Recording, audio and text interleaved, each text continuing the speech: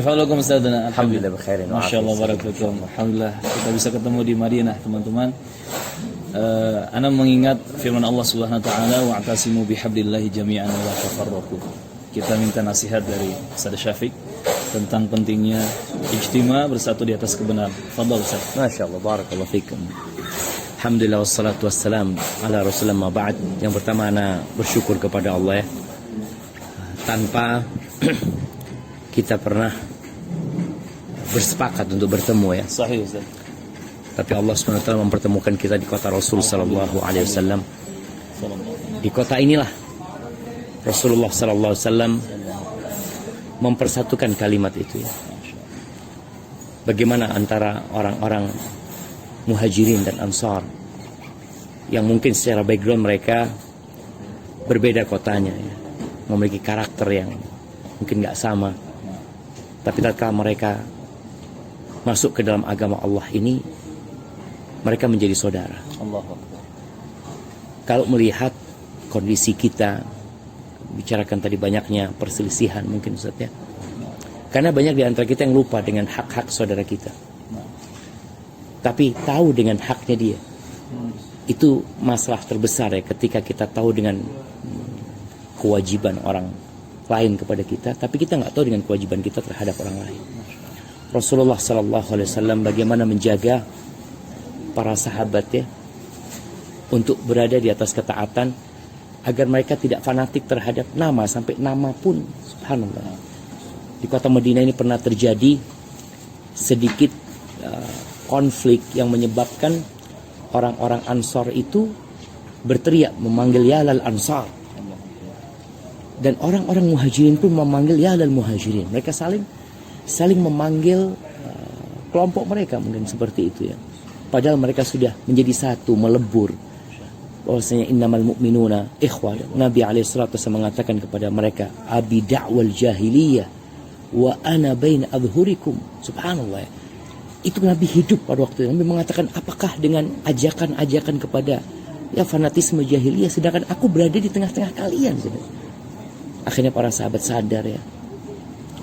Maka ya mungkin sudah banyak nasihat dari para ustadz ya. Bahkan kalau kita lihat para ulama sejak dahulu pun mereka menukil hadis-hadis Nabi SAW berkaitan dengan pentingnya al-ijtima' alal haqq ya. Seperti itu. Ana sekedar mengingatkan kembali mungkin buat teman-teman untuk belajar lagi tentang hakul muslim alal muslim. Di antara hak terbesar saudara kita itu yang kita lupa, hak cinta jemaah. Bahkan Nabi alaihissalatu wasallam mengatakan la yu'minu ahadukum hatta yuhibba li akhihi ma yuhibbu li nafsihi.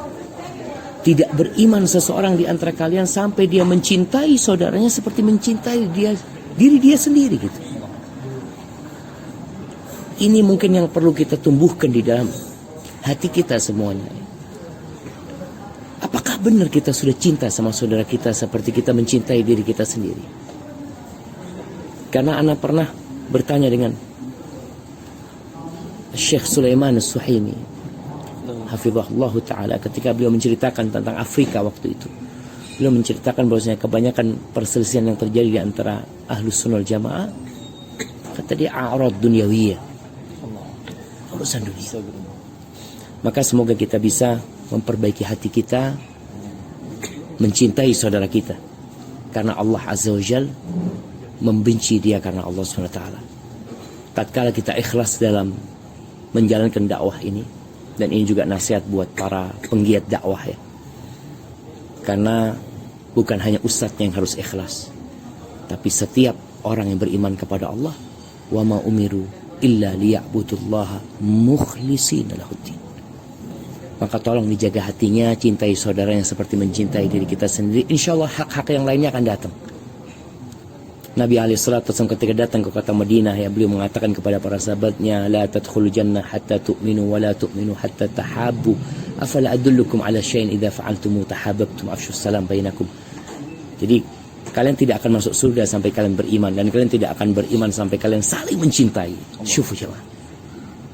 Kalian tidak akan sampai puncak keimanan sampai kalian saling mencintai. Yang ada kita saling membenci kadang-kadang. Maukah kalian aku tunjukin satu amalan yang kalau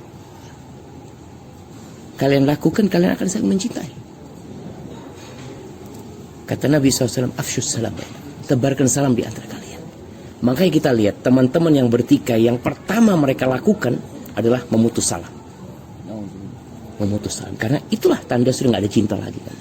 Itu benih-benih cinta ditumbuhkan. Maka mudah-mudahan kita bisa lebih baik lagi, saling mendoakan. Ketika antum cinta sama saudara antum yang mungkin dia beda pendapat sama antum, doakan dia. Dan Allah Subhanahu Wa Taala akan mengabulkan doa yang tanpa diketahui oleh saudara. Jazakumullah khair Ustaz. Mungkin Ustaz. Barakallahu fikum. Hayakumullah. Allahu Akbar. Teman-teman rahimakumullah, saling mendoakan kebaikan. Kita di dunia sementara, akhirat menunggu kita.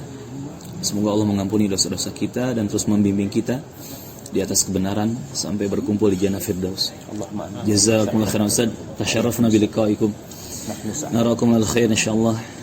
Allah yahfazukum insyaallah. Ila jannah. Allahumma amin. Nuhibbukum fillah. Ahabbakum wa fillah. Barakallahu fikum. Ya Allah, sa'adinakum. Nah.